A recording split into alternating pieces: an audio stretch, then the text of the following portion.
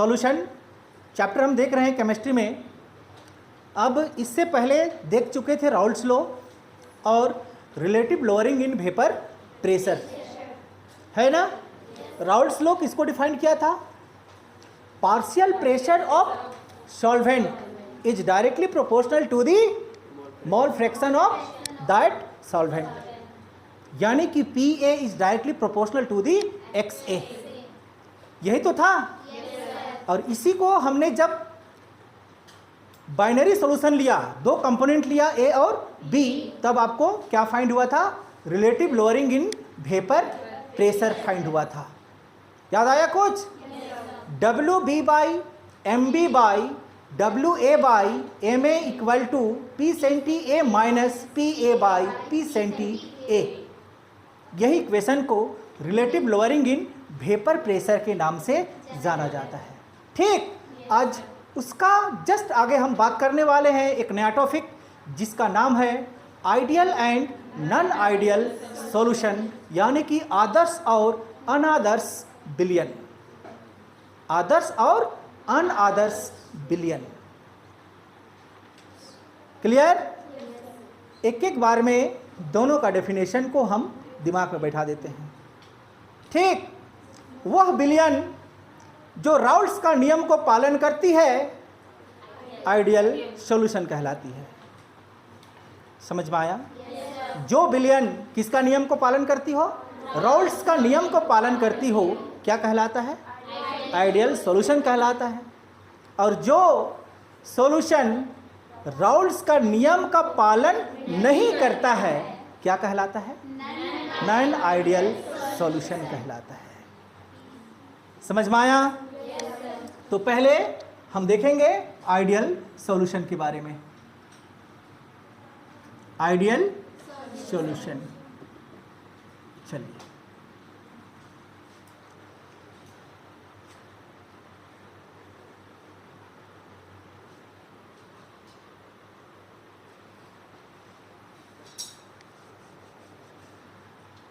हो गया?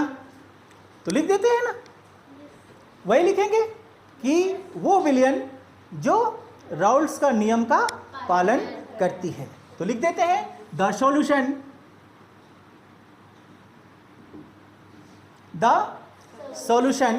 which are obey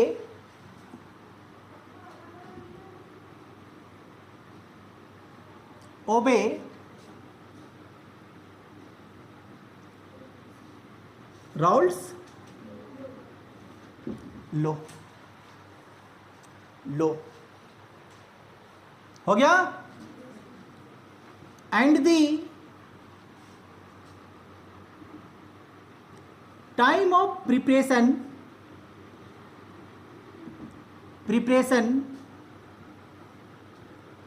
there, ये इंपॉर्टेंट पॉइंट लिख रहे हैं। And the time of preparation there enthalpy and volume, enthalpy and volume are not change।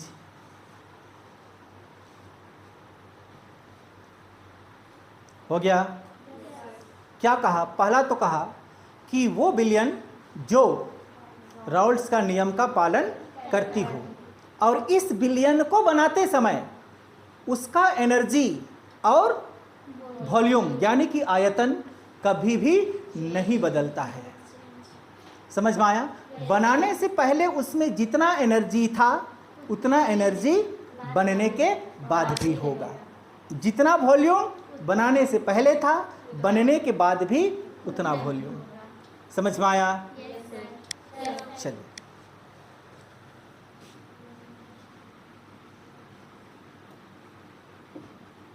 इसका कुछ इंपॉर्टेंस।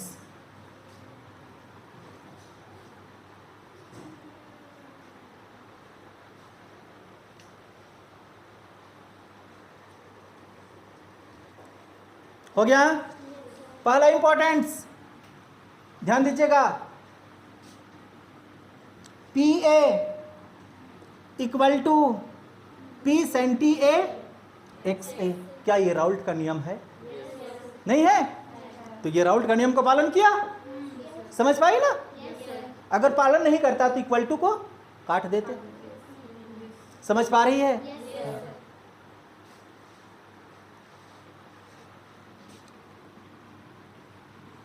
इंथैलेपी किससे रिप्रेजेंट करते हैं? डेल्टा एच से। किससे रिप्रेजेंट करते हैं? डेल्टा एच से। Delta H mixing. मिक्सिंग का मतलब मिलाना, मिक्स कर रहे हैं उसको सॉल्यूशन बनाने के लिए। तो क्या इसका डेल्टा एच बदलेगा? क्या लिखा हुआ है? Enthalpy and volume are not change. तो डेल्टा मिक्सिंग क्या बदलेगा? नहीं बदलेगा। तो delta H mixing equal to 0, नहीं बदलेगा। पहले जितना था उतना बाद में है, मतलब 0। क्या आप समझ पाई? तीसरा पॉइंट में आइए, क्या लिखा हुआ है? वॉल्यूम, यानी कि डेल्टा भी मिक्सिंग इक्वल टू 0। ये भी नहीं बदलेगा। नहीं बदलेगा मतलब 0। समझ में आया? फॉर एग्जाम्पल पूछता है question, right the 1 example 2 example of ideal solution. ठीक, चलिए ध्यान दीजिएगा। पहला एग्जाम्पल C6H6, क्या ये बेंजीन है कि नहीं है? प्लस C6H6CH3, क्या कहते हैं इसको? टॉलिन। ये दोनों का मिक्सचर कैसा मिक्सचर है? Ideal solution. हो गया? दूसरा एग्जाम्पल,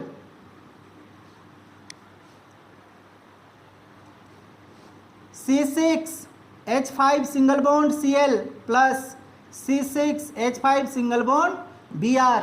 ये दोनों का सॉल्यूशन भी कैसा सॉल्यूशन है? Ideal solution. पहले जितना इसका वॉल्यूम और जितना एंथैल्पी, बनने के बाद भी उसका वॉल्यूम उतना ही और उसका एंथैल्पी भी उतना ही होगा। क्लियर? तो ये चीज आप याद रखेंगे, ठीक, आइडियल सॉल्यूशन में, कि वो सॉल्यूशन जो राउल्ट्स का नियम का पालन करती है और इस सॉल्यूशन को बनाते समय इसकी एंथैल्पी और वॉल्यूम चेंज नहीं होता है। इंपॉर्टेंस में हमने लिख दिया 3 point. PA equal to P cent A XA, यानी कि राउल्ट्स का नियम का पालन कर रही है। दूसरा, delta H mixing equal to 0, यानी कि इसका इंथैल्पी नहीं बदला। दूसरा, डेल्टा भी मिक्सिंग इक्वल टू 0, यानी इसका वॉल्यूम भी नहीं बदला। और एग्जाम्पल के में आपका 2 यहाँ पे लिख दिया गया है। क्लियर? लिख लिए? चलिए आगे बढ़े। आगे क्या है आपका? Non ideal solution. क्या आप इसका डेफिनेशन लिख पाएंगे?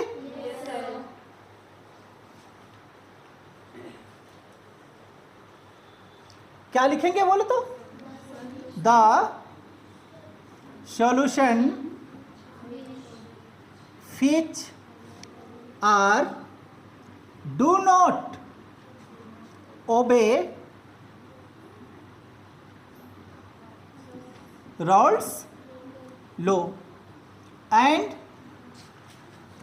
the time of preparation, their enthalpy and volume are changed. Clear? एक याद करेंगी, दोनों बन जाएगा। डाउट है? इसमें और एक चीज लिख दीजिएगा, ये ऊपर वाला थोड़ा सा देखिएगा। क्या लिखे थे? राउल्ट्स का नियम का पालन किया था। P equal to P cent A XA। अगर आप लिखना चाहें तो क्या लिख सकते हैं? PB equal to P cent B XB भी लिख सकते हैं। अगर हमारे पास में बाइनरी सॉल्यूशन है, सॉल्वेंट और सॉल्यूट है, कैसा सॉल्यूट हो? वोलाटाइल, तो इस तरह से आपको इक्वेशन मिलेगा, है ना? चलिए, हो गया हो? समझ में आ गया होगा? एक लिखेंगे तब भी चलेगा, लेकिन जान रहे तो लिखने में कितना समय लगता है? 5 सेकेंड, है ना रे? दूसरा वाला क्लियर हो गया होगा? इसका इंपॉर्टेंस चलिए, पहला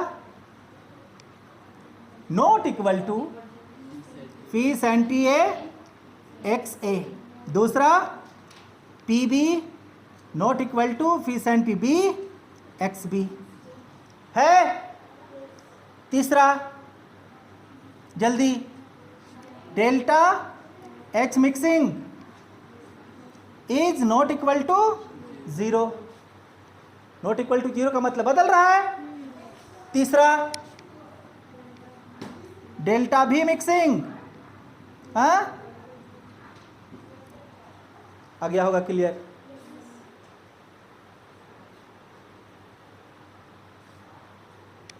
एग्जाम में लिख पाएंगे ना? अगर दोनों का डिफरेंस पूछा तो एक और इसको लिखिएगा, एक और इसको लिख देंगे, चाहे इसे भी लिखिएगा तो क्या फर्क पड़ने वाला है, डिफरेंस ने पूछा है ना?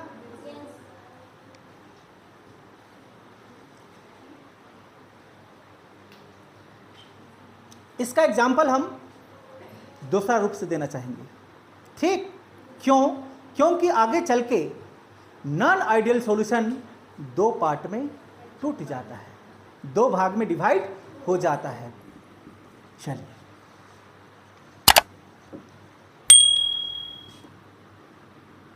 नॉन आइडियल सॉल्यूशन आगे चल के कितने भाग में टूटता है?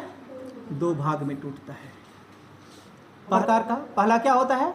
Positive deviation non ideal solution, और दूसरा क्या होता है हमारा? Negative deviation non ideal solution. Hindi में इसको कहते हैं धनात्मक विचलन, और इसको कहते हैं ऋणात्मक विचलन। विचलन अनादर्श विलयन, है ना?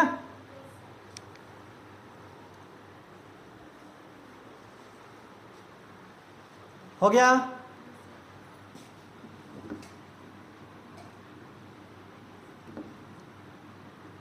ऐसा ही कर लीजिए।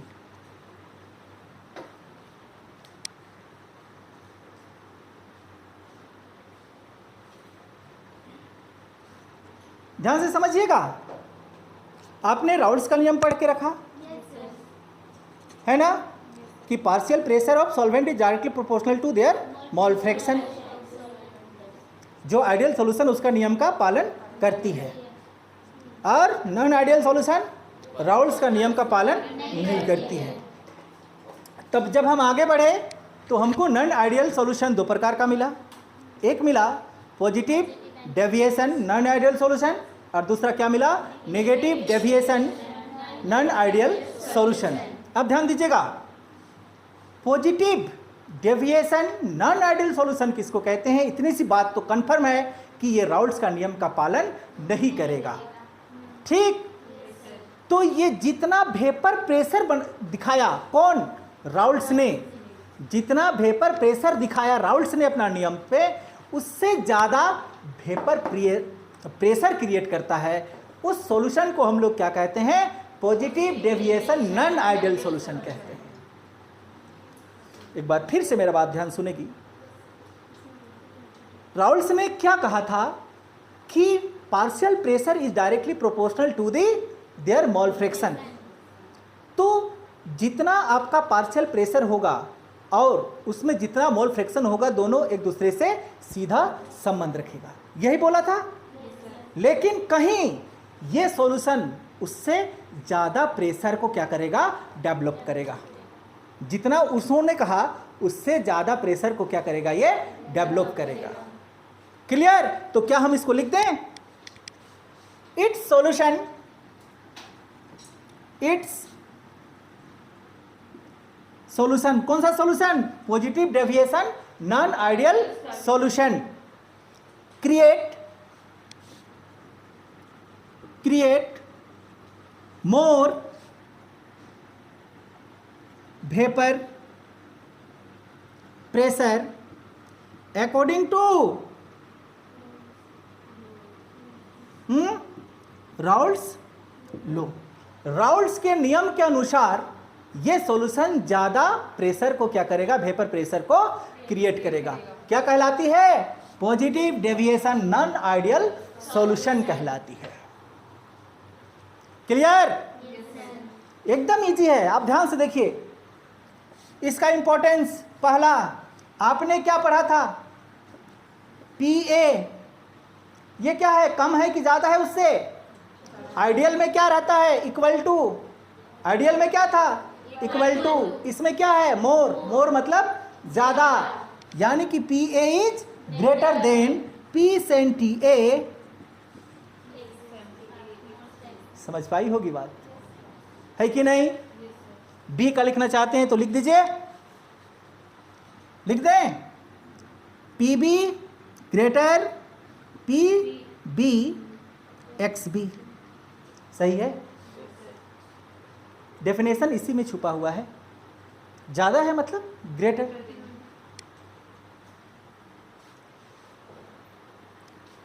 दूसरा क्या था आपके पास में? Delta H mixing equal to positive. वो इक्वल था मतलब जीरो था, तो ये उससे कहीं हो क्या होगा? ज्यादा होगा। अब कितना ज्यादा होगा नहीं पता, लेकिन क्या होगा? ज्यादा होगा। पॉजिटिव का मतलब ज्यादा होगा, मतलब इसका इंथैल्पी और वॉल्यूम क्या होगा? थोड़ा ज्यादा ही चेंज होगा। जितना मान के चलो 1 लीटर ली है तो वो 1.5 लीटर भी हो जाए। समझ पा रही है? हाँ। तीसरा बोलिए, delta V mixing also positive. कि ऐसा सॉल्यूशन जब हम इसको क्या करेंगे? मिक्स करेंगे तो इसका वॉल्यूम क्या हो जाएगा? बढ़ जाएगा। बढ़ेगा कि नहीं? बढ़ेगा। बताएं एग्जांपल। कपड़ा गंदा होता है तो धोती है, क्या डाल के धोती है? सर्फ। सर्फ को पानी में कभी डाली है? चलाई है? कितना सा पानी लेती है? आधा बाल्टी। कितना पानी लेती है घोलने के लिए?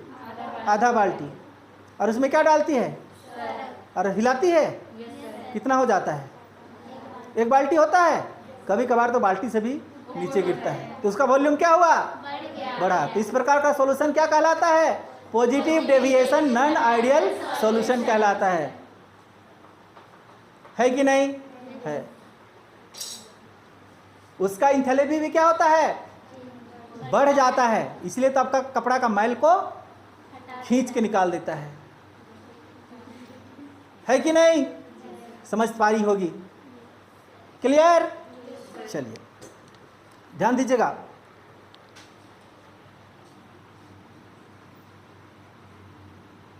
ये क्या था आपका? मोल फ्रैक्शन था। इधर वेपर प्रेशर। ध्यान से समझिए पॉइंट को। आपने देखा था होगा, हमने कुछ इस तरह से बनाए थे।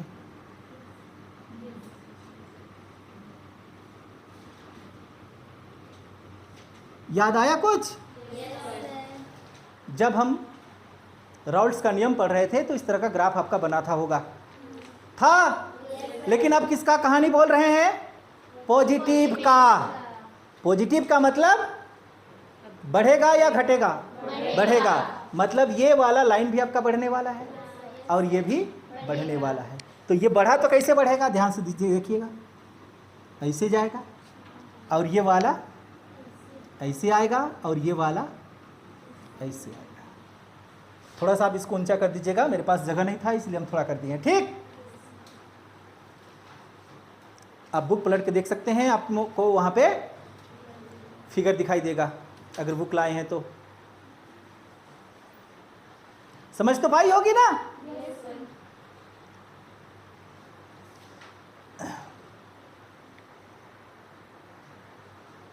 ये क्यों होता है, इसका वॉल्यूम क्यों होता है, कारण बताओ, क्वेश्चन पूछता है। आखिर में positive deviation non ideal solution का वॉल्यूम और क्या एंथैल्पी क्यों इंक्रीज होता है?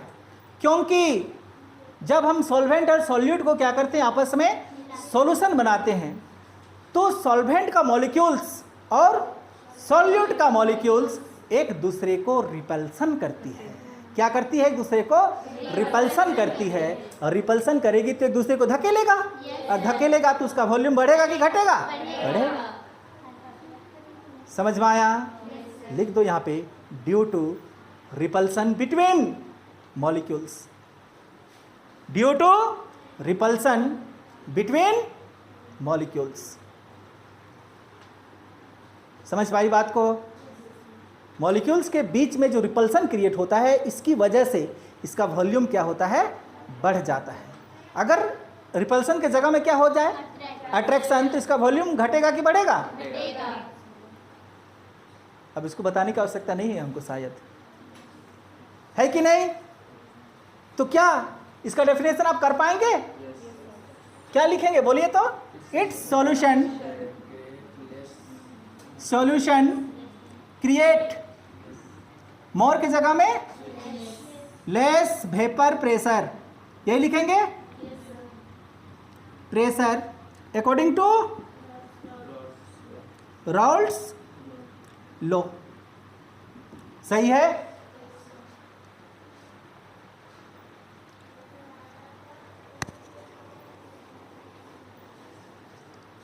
बोलो इसका इंपॉर्टेंस।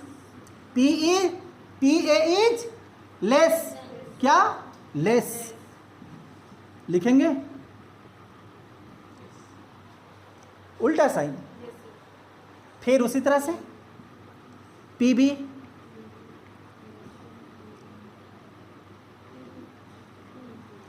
सही है। दूसरा बोलिए क्या है आपके पास में? डेल्टा एच मिक्सिंग, क्या घट जाएगा, घटेगा?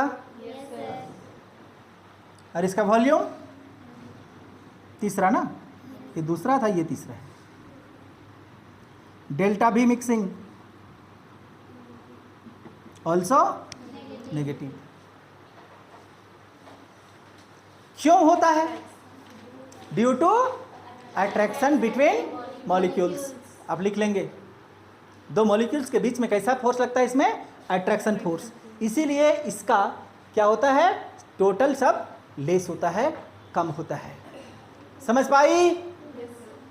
डाउट तो नहीं है? एक याद करना है, बाकी सब हो जाएगा। क्या इसका ग्राफ प्लॉट कर पाएगी?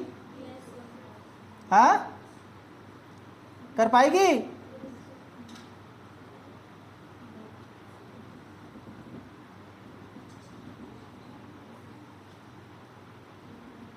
नॉर्मल में ऐसा ही था। ये पॉजिटिव है, नेगेटिव है? नेगेटिव है तो कैसे? इधर इधर इधर। अब बुक पलटेगी तो पता चल जाएगा ये ग्राफ।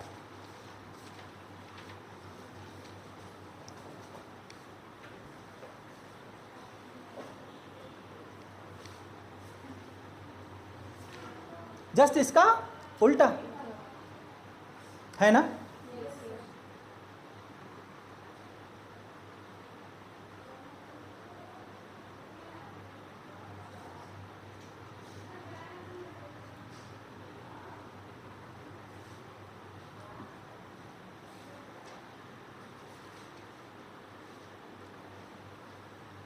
हो गया, बन गया सबका।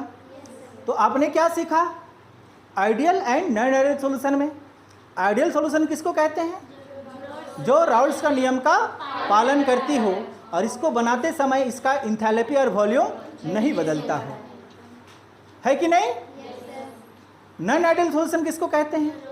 जो राउल्ट्स का नियम का पालन नहीं करता है और इसको बनाते समय इसका इंथैल्पी और वॉल्यूम बदल जाता है।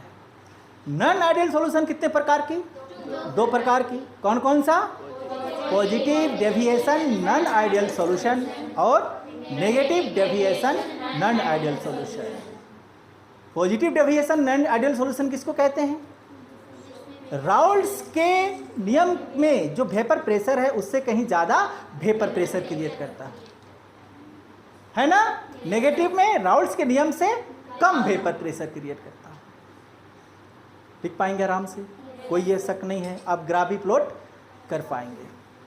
ठीक, तो ये था हमारा आइडियल और नॉन आइडियल सॉल्यूशन जो 3 नंबर के लिए पूछा जाता है। ठीक, चलिए मिटा दें इसको। क्लियर हो गया? किसी प्रकार का किसी को डाउट? अगला टॉपिक है हमारा कोलिगेटिव प्रॉपर्टीज।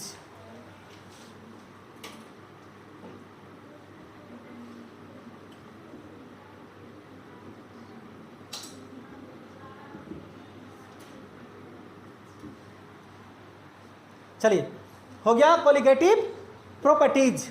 हिंदी में इसको कहते हैं अनुसंख्यक गुणधर्म। अनुसंख्यक गुणधर्म।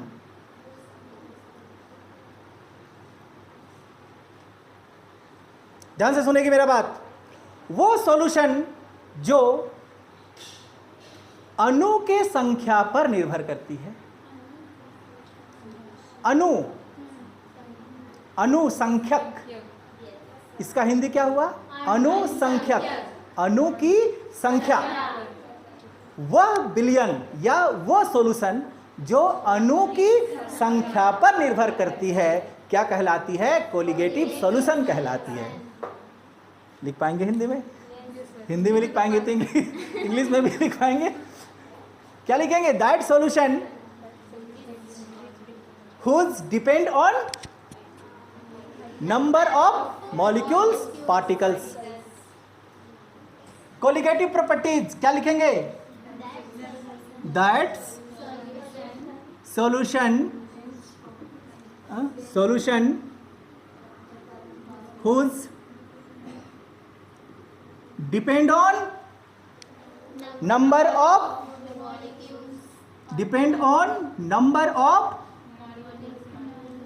Molecules particles known as solution नहीं लिखो, प्रॉपर्टीज लिख दो ना। known as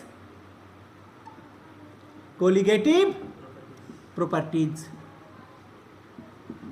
सॉल्यूशन बोलेगा तो सॉल्यूशन लिख देगी, प्रॉपर्टीज बोलेगा तो प्रॉपर्टीज लिख देना। आया समझ में आप? तो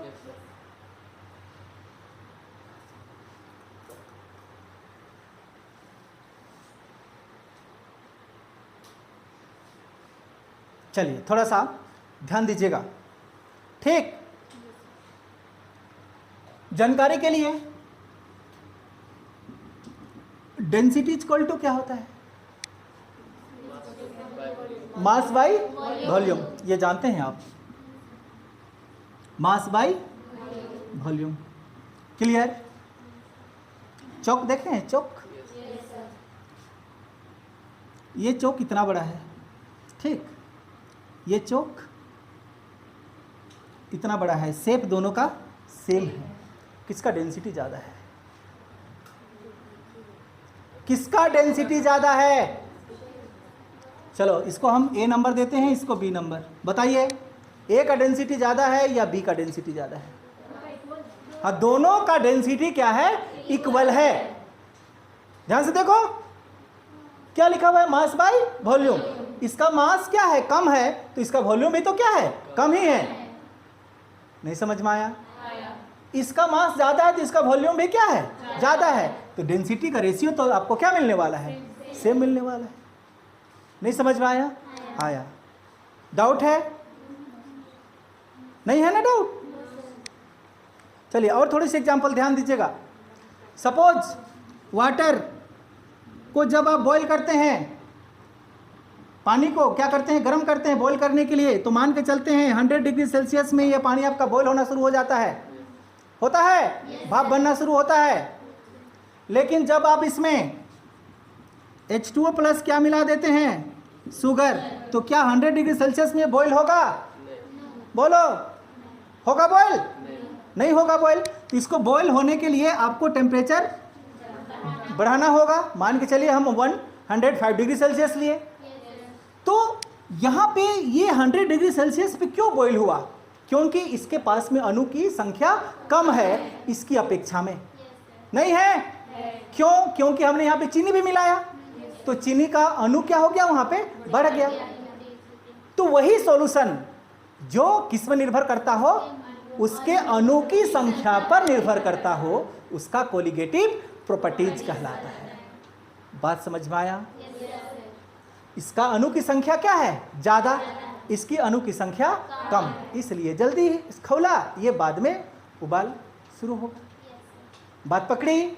और यही प्रॉपर्टीज को हम लोग क्या कहते हैं, कोलिगेटिव प्रॉपर्टीज कहते हैं, कि वो सॉल्यूशन जो अणु की संख्या पर निर्भर करता है। बात समझ में आया? चलिए मिटा दे इसको। कोलिगेटिव प्रॉपर्टीज बेसिकली हमारे पास 4 प्रकार की होती है। कितने प्रकार की होती है? कितने प्रकार की? 4 प्रकार की। पहला कोलिगेटिव प्रॉपर्टीज को जानते हैं हम लोग relative lowering in vapour pressure, जो आपने इसका डेरिवेशन कर चुके हैं, किए हैं। Relative lowering in vapour pressure, ये भी हमारा एक पहला प्रॉपर्टीज था। किसका? कोलिगेटिव प्रॉपर्टीज का। आपको जानकारी के लिए हम बता दें, यहाँ पे क्या था उसको भी। आपने इसको निकाला था एक्स बी, सीधे लिख देते हैं ना, एक्स बी का वैल्यू जो लिखना है लिख सकता है, P centi A minus P A by P centi A. ये वैल्यू आप निकाल चुके हैं। एक्स बी के जगह पे आप वैल्यू दूसरा निकाले हैं, नहीं? क्या निकाले एक्स बी की जगह में वैल्यू? ये निकाले हैं W B by M B by, सही लिखे थे, M A equal to P centi A minus P A by P centi A. ये इक्वेशन आप फाइंड कर चुके हैं। यही आपका क्या कहलाता है? Relative lowering in vapour pressure कहलाता है। इसको सेपरेट पढ़ने की आवश्यकता नहीं होगा, जहां तक हम समझते हैं अब पढ़ चुके हैं, ठीक? चलिए दूसरा,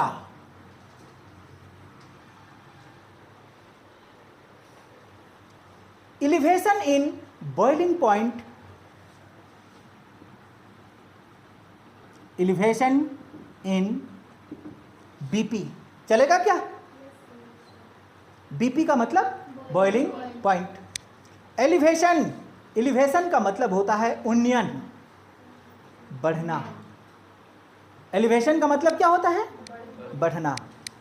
बॉइलिंग पॉइंट का बढ़ना, बढ़ता है बॉइलिंग पॉइंट। कब बढ़ता है? जब आप कोई सॉल्वेंट पे कोई नॉन वोलेटाइल कंपोनेंट को ऐड कर देते हैं। चावल बनाने का एग्जाम्पल है कि नहीं है? चावल बनाते समय पानी को खौला रही है, चावल डाली, उसका खौलना बंद। तो एलिवेशन का मतलब क्या हुआ? बढ़ना। किसका बढ़ना? बॉइलिंग पॉइंट का बढ़ना है। तीसरा,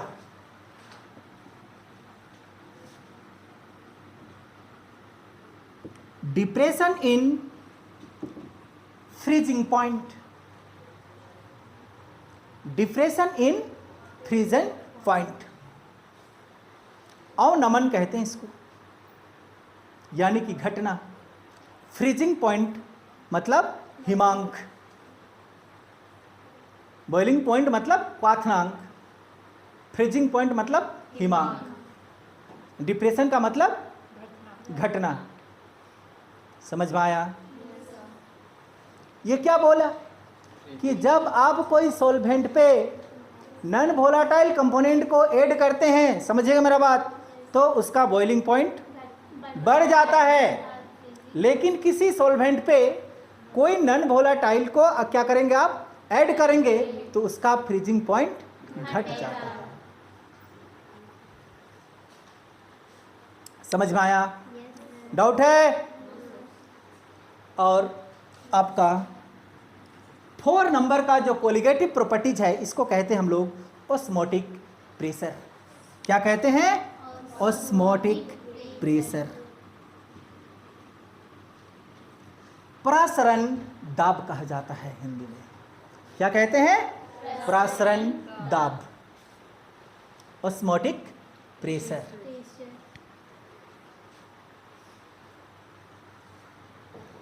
और इसी का एक नियम हमारा बनता है जाके आगे, RO। क्या बनता है? RO। जो आप पानी पीते हैं, घर में लगाते हैं ना, क्या कहते हैं उसको? RO कहते हैं। तो RO का मतलब होता है रिवर्स ऑस्मोटिक, नहीं ऑस्मोसिस। आगे चल के हम बताएंगे ऑस्मोटिक और ऑस्मोसिस में क्या फर्क होता है। ठीक, RO का नाम क्या होता है? Reverse osmosis. वही नियम लागू होता है जो आप लोग का वाटर प्यूरिफायर में होता है, जो हम यहाँ पे पढ़ने वाले हैं कि वो कैसे काम करता है। और एक वर्ड में RO कहा जाता है, रिवर्स ऑस्मोसिस। क्लियर? तो बेसिकली कोलिगेटिव प्रॉपर्टीज कितनी प्रकार की होती है? 4 प्रकार की। पहला प्रकार को हम किसके नाम से जाने? Relative lowering in vapour pressure. दूसरा क्या था हमारा? Elevation in boiling point. आप पूरा नाम तो लिखे हैं या मैं भी लिख दूं यहाँ पे? BP का मतलब बॉइलिंग पॉइंट, गड़बड़ नहीं होना चाहिए। और इसका फ्रीजिंग पॉइंट। तीसरा क्या था आपका? डिफ्रेशन इन फ्रीजिंग पॉइंट। और चौथा क्या था? Osmotic pressure. ये 4 प्रकार की क्या होती है आपका? कोलिगेटिव प्रॉपर्टीज होती है। क्लियर? चलिए मिटा दें। आपने कोलिगेटिव प्रॉपर्टीज के बारे में भी जाना कि वो सॉल्यूशन जो कहाँ पे डिपेंड करता हो? नंबर ऑफ मॉलिक्यूल्स, पार्टिकल्स पे डिपेंड करता हो, क्या कहलाता है? कोलिगेटिव प्रॉपर्टीज कहलाता है या सॉल्यूशन कहलाता है। ये 4 प्रकार की होती है। ये सामने आपका लिखा हुआ है। ठीक, चलिए मिटा दे इसको। लोअरिंग इन वेपर प्रेशर, क्या उसको दोबारा डील करने की आवश्यकता है? नहीं। चलिए, सेकंड नंबर को उठाने से पहले हम एक टर्मिनोलॉजी समझेंगे जिसका नाम है बॉइलिंग पॉइंट। समझेंगे यहां पे पॉइंट लगा हुआ है, बॉइलिंग नहीं लगा हुआ है। क्या लगा हुआ है? Boiling point. अगर बॉइलिंग और बॉइलिंग पॉइंट में अंतर है, समझ पा रही है आप? बॉइलिंग और बॉइलिंग पॉइंट दोनों अलग अलग चीज है। पॉइंट का मतलब समझती है? पॉइंट का मतलब बिंदु, और बॉइलिंग का मतलब उबलना, उबलने का बिंदु। उबला नहीं है वो, मतलब वो बिंदु टेम्परेचर बढ़ाएंगे तो उबल जाएगा और टेम्परेचर घटाएंगे तो उबलना बंद हो जाएगा। वो बिंदु आपका बॉइलिंग पॉइंट कहलाता है। बॉइलिंग और बॉइलिंग पॉइंट अलग अलग चीज होती है, याद रखिएगा। ठीक ना? पॉइंट बहुत सारा चीज का जाता है, साइंस में है। चलिए समझते हैं पहले बॉइलिंग पॉइंट।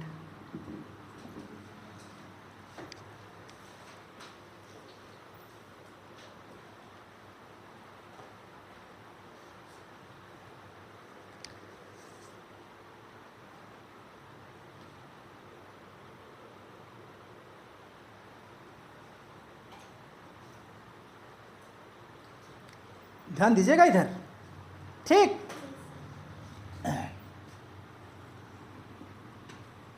एक हम कंटेनर लिए, इस कंटेनर पे हम सॉल्वेंट रखें, यानी कि वाटर को रख दिए। इसमें क्या रख दिए? वाटर। ये आपका H2O है, पानी।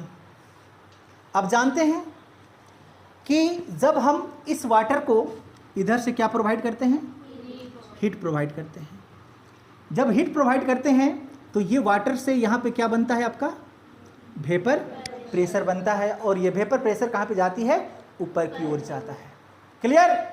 लेकिन आप ये भी जानते हैं इधर से आपका उल्टा डायरेक्शन पे एटमॉस्फेरिक प्रेशर भी लगता है। क्या जानते हैं आप? तो जब इधर से हम हीट दे रहे हैं, वो हीट से क्या बन रहा है? वेपर प्रेशर बन रहा है। और इधर से लगने वाला एटमॉस्फेरिक प्रेशर जिस पॉइंट पे क्या हो, दोनों बराबर हो। नहीं समझ में आया? आया। जैसे कि आप यहाँ पे क्या दे रहे हैं? वेपर प्रेशर दे रहे हैं, तो इधर से प्रेशर लग रहा है आपका, और इधर से एटमॉस्फेरिक प्रेशर लग रहा है। तो जिस पॉइंट पे दोनों प्रेशर क्या हो, इक्वल हो, वो पॉइंट आपका क्या कहलाता है? बॉइलिंग पॉइंट कहलाता है। अगर थोड़ा सा इधर से हम वेपर प्रेशर को बढ़ा दें तो पानी खौल जाएगा, अगर घटा दें तो खौलना सडनली बंद हो जाएगा। तो वही पॉइंट आपका क्या कहलाता है? बॉइलिंग पॉइंट कहलाता है। क्या कौन कौन सा पॉइंट? एटमॉस्फेरिक प्रेशर और इधर वेपर प्रेशर जब दोनों क्या हो, इक्वल हो, वो पॉइंट क्या कहलाती है? आपका बॉइलिंग पॉइंट कहलाता है। बात समझ में आया? सपोज इधर से लगने वाला प्रेशर को हम क्या मान लेते हैं? 1 एटमॉस्फेरिक प्रेशर मान लेते हैं। तो क्या हम इसको कुछ इस भाषा में लिख सकते हैं? ध्यान से देखिए तो क्या लिखे हम? 1 atmospheric pressure is equal to, जल्दी, vapour pressure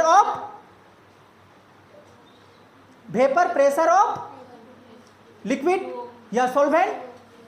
vapour pressure of solvent लिख दे, क्या कहलाता है?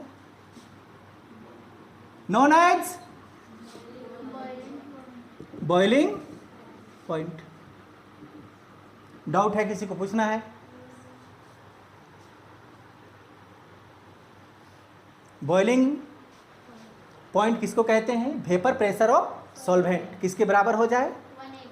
1 एटमॉस्फेरिक प्रेशर के बराबर हो जाए, यानी कि इधर से लगने वाला प्रेशर के बराबर हो जाए, तो उसी को हम लोग क्या कहते हैं? उसका बॉइलिंग पॉइंट कहते हैं। यानी कि उससे थोड़ा सा ज़्यादा हुआ तो पानी खौलना शुरू हो जाएगा। अभी खौला नहीं है वो, वही पॉइंट आपका बॉइलिंग पॉइंट कहलाती है। याद रखना ये चीज़, खौला नहीं है ये। बॉइलिंग पॉइंट का मतलब खौल रहा है ये नहीं बोल रहा है, वो पॉइंट को पूछ रहा है।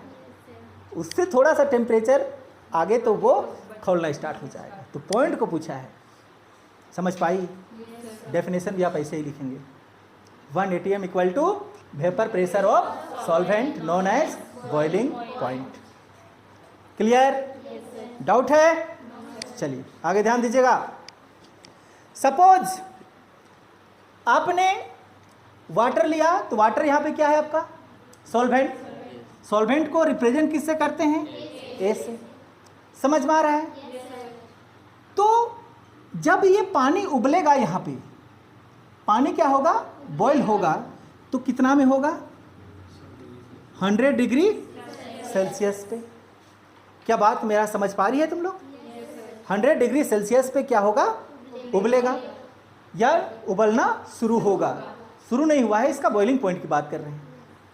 तो क्या इसका बॉइलिंग पॉइंट यानी कि BP for boiling point equal to, क्या आप इसको TB1 मान सकते हैं?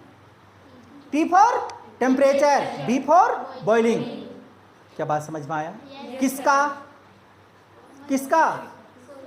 सॉल्वेंट का, यानी कि H2O का, ए का बॉइलिंग पॉइंट को क्या माने? TB1। बात समझ में आया? ये केवल ए है, केवल इसमें अभी क्या है? केवल आपका ए कंटेंट है, केवल ए है, केवल सॉल्वेंट है। समझेगी पॉइंट? ठीक। अब इसमें आप मिला देते हैं बी का मतलब सोल्यूट। अब इसमें कैसा? AB बना? नई बात पकड़ में आया? पहले क्या था इसमें? ए था। ए किसको माने हैं? चलिए हम यहाँ पे नमक मिला दिए, नमक को क्या माने? बी। तो ये सॉल्यूशन क्या कंटेन कर लिया? ए और बी। अब AB को बॉइलिंग पॉइंट में लाने के लिए क्या 100 डिग्री सेल्सियस में वो बॉइलिंग पॉइंट पे आएगा? कितना में आएगा? 100 डिग्री 105 डिग्री सेल्सियस मान के चलते हैं। आप चाहे तो 10 मान लीजिए, क्या फर्क पड़ता है? सिर्फ अभी हम क्या कर रहे हैं, सीख रहे हैं। ठीक, तो AB का बॉइलिंग पॉइंट, AB का बॉइलिंग पॉइंट को क्या आप डेल्टा B2 मान सकते हैं? मतलब D B2 मान सकते हैं? हाँ, मतलब B फॉर बॉइलिंग और T फॉर टेम्परेचर। ये केवल A का बॉइलिंग पॉइंट था और ये AB का, दोनों का। क्या बात समझ में आया? नहीं समझ पाई? आया? तो यहाँ पे एलिवेशन, एलिवेशन का मतलब आपको हम क्या बताए थे? बढ़ना। कितना बढ़ा? एलिवेशन इन, समझिए, एलिवेशन इन बॉइलिंग पॉइंट, इसको हम रिप्रेजेंट कर देते हैं डेल्टा टीबी से। एलिवेशन इन बॉइलिंग पॉइंट को रिप्रेजेंट किससे किए? डेल्टा टीबी से। तो delta TB is equal to delta B2 minus delta B1। जो ज्यादा रहता है उसी से तो घटाएंगे, कि कम से ज्यादा को घटाएगी। तो कितना आंसर आएगा? 5 डिग्री सेल्सियस। ये 5 डिग्री सेल्सियस यहाँ पे क्या कहलाया? एलिवेशन इन बॉइलिंग पॉइंट कहलाया। ये 5 डिग्री क्या कहलाया? एलिवेशन इन बॉइलिंग पॉइंट कहलाया। ये टॉपिक खत्म। हमको यही समझाना था कि किसको कहते हैं एलिवेशन इन बॉइलिंग पॉइंट। बात पकड़ी? डाउट है? नहीं? चलिए, सिर्फ ये माना हुआ चीज है ना, सिर्फ समझाने के लिए। आप कुछ भी मान सकते हैं, लेकिन ये वैल्यू लाना था हमको, और इसी वैल्यू जो आएगा वही आपका क्या कहलाता है? एलिवेशन इन बॉइलिंग पॉइंट कहलाता है। क्या बात समझ में आया? और elevation in boiling point is directly proportional to their molality. Molarity नहीं, मोलालिटी। उसका मोलालिटी पे क्या करता है? निर्भर करता है। मोलालिटी बढ़ाएंगे, इसका एलिवेशन इन बॉइलिंग पॉइंट बढ़ेगा। समझ में आया? मतलब ये हुआ कि delta TB is directly proportional to the small M. Small M का मतलब मोलालिटी। आप पढ़ चुके भी होंगे, है कि नहीं? ध्यान दीजिएगा आगे। और डेल्टा टीबी, डेल्टा टीबी क्या है यहाँ पे? डेल्टा टीबी क्या है? Elevation in boiling point is directly proportional to the molality. M for small M for molality. Directly proportional का साइन है, हटाएंगे क्या लगेगा? इक्वल टू, साथ में एक कांस्टेंट के बी, के फॉर कांस्टेंट और बी फॉर बॉइलिंग। ठीक, और क्या है आपके पास? एम। बात समझी? डाउट है? नहीं।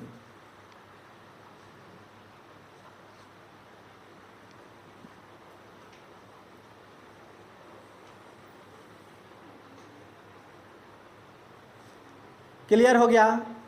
आगे बढ़े। देयरफॉर एम क्या था?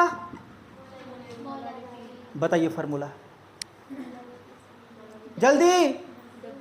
हाँ, W B by M B. हाँ, W B by M B into 1000 by W A in gram में था, केजी में था, मिलीलीटर में था, क्या में था? मोलारिटी और मोलालिटी की बात कर रहे हैं हम।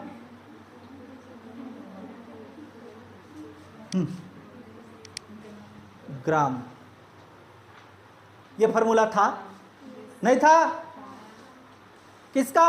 मोलालिटी का। याद आ रहा है कुछ कि भुला गई सबको? डब्ल्यू भी क्या है? मास of solute by molar mass of solute into 100 gram by WA, मतलब मास ऑफ सॉल्वेंट इन ग्राम।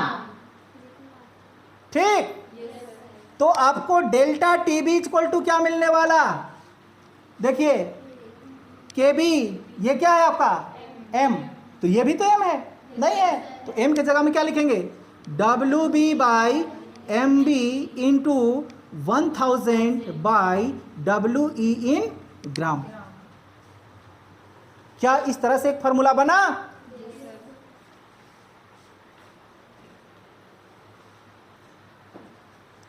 ठीक, ध्यान दीजिएगा थोड़ा सा।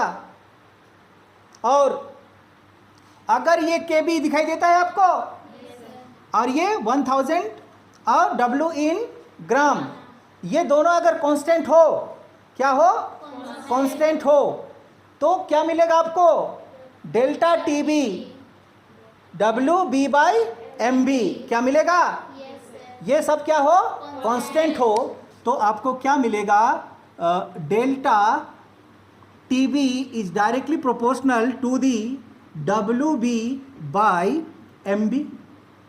क्या मिलेगा? नहीं मिलेगा? पढ़ो इसको, mass of solute by molar mass of solute equal to क्या होता है, मोल्स, यानी कि बी है तो बी लिखेंगे। नहीं समझ में आया?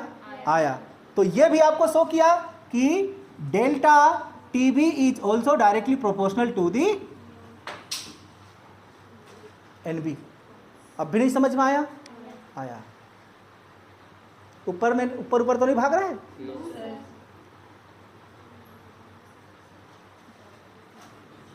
टॉपिक का नाम क्या था? Elevation, elevation in boiling point.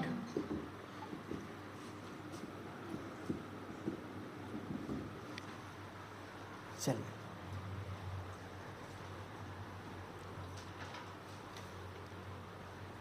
इस एलिवेशन इन बॉइलिंग पॉइंट में हम लोग वोलाटाइल या नॉन वोलाटाइल ऐड करते हैं। वोलाटाइल या नॉन वोलाटाइल ऐड करते हैं बॉइलिंग पॉइंट को बढ़ाने के लिए, नॉन वोलाटाइल ऐड करते हैं। याद आया? वोलाटाइल ऐड करेंगे तो क्या पेपर, उसका तो डालते साथ में भका का निकल जाएगा। समझ पा रही है ना? चलिए, लेट ऐड, ऐड का मतलब जोड़ना या मिलाना। किसको मिलाएंगे? Non volatile component, then their boiling point क्या होगा? is increased। यही तो सीखे हैं अभी हम, increased। जब हम कोई नॉन वोलाटाइल को क्या करेंगे? ऐड करेंगे, तो उसका बॉइलिंग पॉइंट क्या होगा? बढ़ जाएगा, इंक्रीज हो जाएगा। होता है वही खाना बनाने वाला, याद करना, चावल पकाते समय, है कि नहीं? इट इज रिप्रेजेंटेड बाय किससे? डेल्टा टी बी से रिप्रेजेंट किए। किसको? एलिवेशन इन बॉइलिंग पॉइंट को। ठीक, therefore delta T B equal to, जल्दी,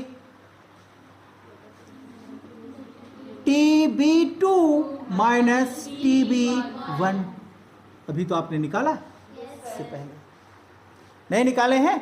निकाले हैं। समझ में आया? हियर डेल्टा टी बी क्या है? जल्दी, इस एलिवेशन इन बॉइलिंग पॉइंट है। टी बी टू क्या था? जल्दी, टी बी टू क्या था? एलिवेशन था या बॉइलिंग पॉइंट था? बॉइलिंग पॉइंट ऑफ, ये भी था ना? ए और बी मिला हुआ था, तो उसको सॉल्यूट बोलेंगे, सॉल्वेंट बोलेंगे, क्या बोलेंगे? सॉल्यूशन बोलेंगे। TB1 क्या था? बॉइलिंग पॉइंट ऑफ, यही तीनों चीज तो लिखा हुआ है।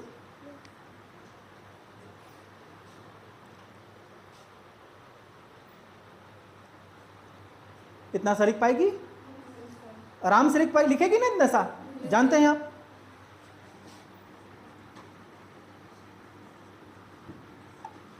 थ्योरी,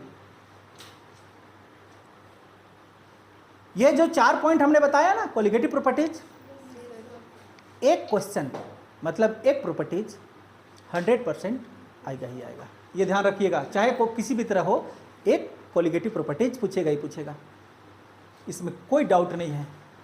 कोई भी एग्जाम हो, एक हो ना एक, पूछेगा ही पूछेगा। ठीक, चलिए ध्यान दीजिएगा। Theory, elevation in boiling point is directly proportional था टू दी, किसके साथ? मोलालिटी। मोलालिटी को और किसके नाम से जानते हैं? मोलल के नाम से जानते हैं। याद आया कुछ? मोलालिटी को और किसके नाम से जानते हैं? Molal concentration. मोलल कंसंट्रेशन लिख दें हम क्या? मोलल कंसंट्रेशन, ब्रैकेट्स में हम मोलालिटी लिख सकते हैं। क्लियर? चलिए, therefore delta TB is directly proportional to the M। यही तो सीखे हैं, है कि नहीं? और डेल्टा TB इक्वल टू, ये हटाएंगे, क्या लगेगा आपका? एक कांस्टेंट KB, M का वैल्यू जल्दी बोलिए, WB बाई MB ना, into 1000 by WA in gram. Doubt है?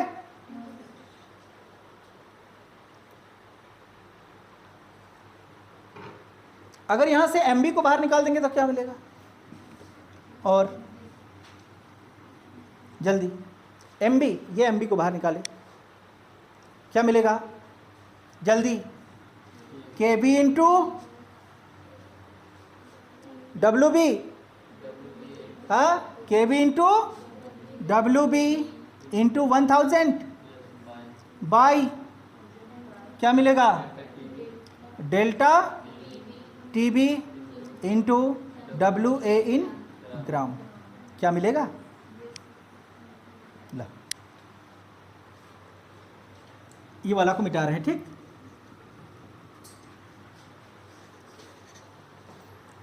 प्लॉटिंग द ग्राफ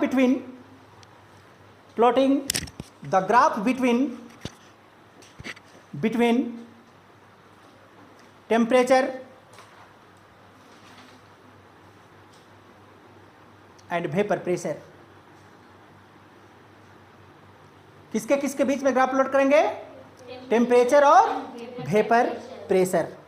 ठीक, ध्यान दीजिएगा।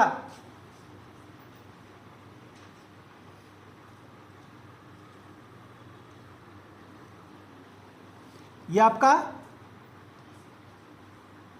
टेम्परेचर, ये आपका वेपर प्रेशर। समझे कि पॉइंट को? ठीक ना? ये क्या है आपका? वेपर प्रेशर, लेकिन यहाँ पे आपका एटमॉस्फेरिक प्रेशर भी है। क्या कुछ बात याद हुआ? वेपर प्रेशर बनता है तो ऊपर से एटमॉस्फेरिक प्रेशर भी लगता है। क्लियर? हाँ, चलिए,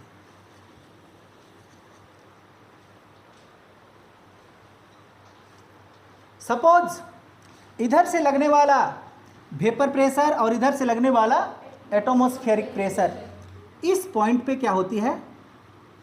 इक्वल होती है। उस पॉइंट पे क्या होती है? इक्वल होती है। तो वो पॉइंट क्या कहलाएगा? बॉइलिंग पॉइंट कहलाएगा। चलिए ध्यान दीजिएगा, ये रूम टेम्परेचर है, तो यहाँ तो 0 डिग्री है, तो रूम टेम्परेचर कितना होता है?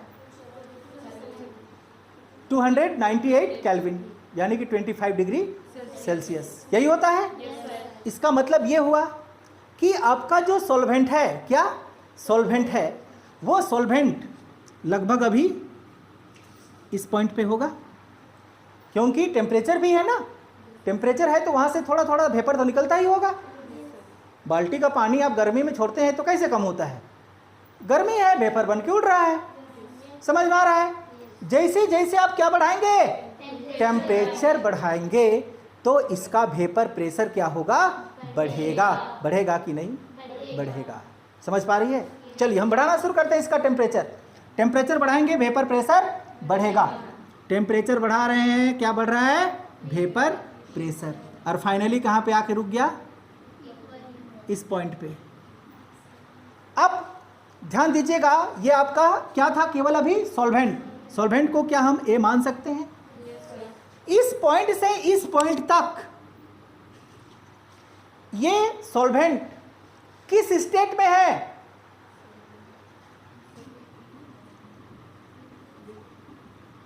लिक्विड स्टेट में है। नहीं, किसमें? द्रव अवस्था में है कि नहीं है? अब इस पॉइंट पे आपका लिक्विड, तो लिक्विड ही है और साथ में क्या है? गैस भी है। नहीं है? थोड़ा सा टेम्परेचर तो गैस बना, थोड़ा सा टेम्परेचर कम तो फिर से लिक्विड बन गया। तो उस पॉइंट पे आपका लिक्विड भी है और गैस भी है। क्या बात समझ में आया? डाउट है? थोड़ा सा और टेम्परेचर को हम बढ़ा दिए तो क्या बन गया? गैस बन गया। थोड़ा सा टेम्परेचर को घटा दिए तो क्या बन गया? लिक्विड बन गया। क्या बात समझ में आया? तो ये पॉइंट L = Lg, जहां पे लिक्विड भी हो और गैस भी हो, क्या कहलाती है? आपका बॉइलिंग पॉइंट कहलाती है। डाउट है?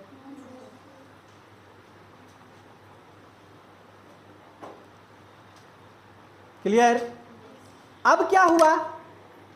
आपका पानी बॉयल शुरू हुआ है।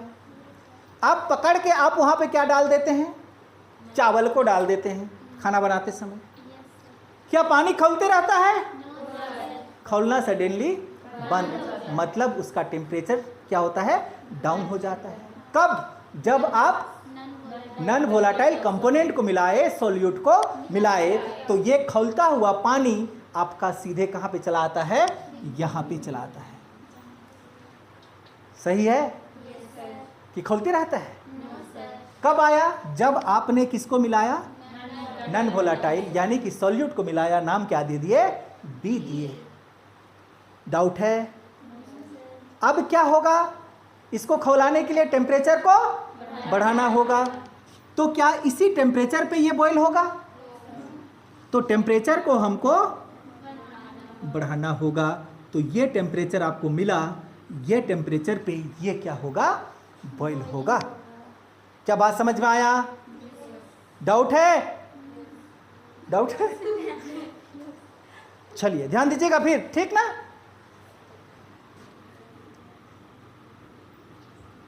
ये देखिए, ये लिक्विड था, ये किसके लिए था बोलिए तो?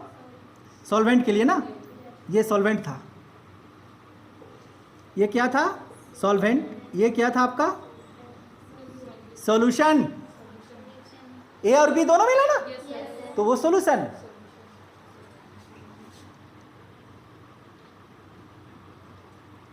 ये वाला पॉइंट किसका बॉइलिंग पॉइंट था?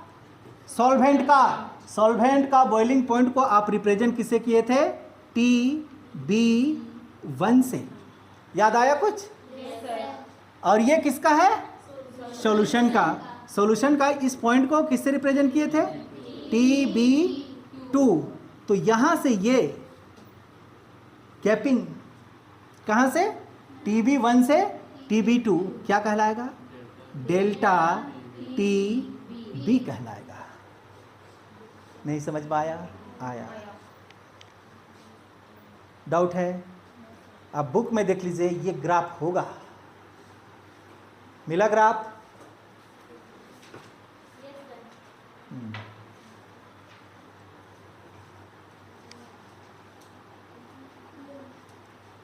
क्लियर?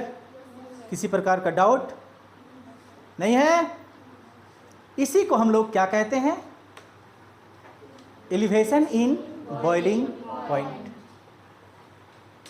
पानी जब उसका बॉइलिंग पॉइंट, तो उसमें कोई हम नॉन वोलेटाइल दिए तो उसका बॉइलिंग पॉइंट फिर बढ़ गया, तो दोनों में जितना वृद्धि हुआ, जितना का अंतर हुआ, क्या कहलाएगा? उसका एलिवेशन इन बॉइलिंग पॉइंट कहलाएगा।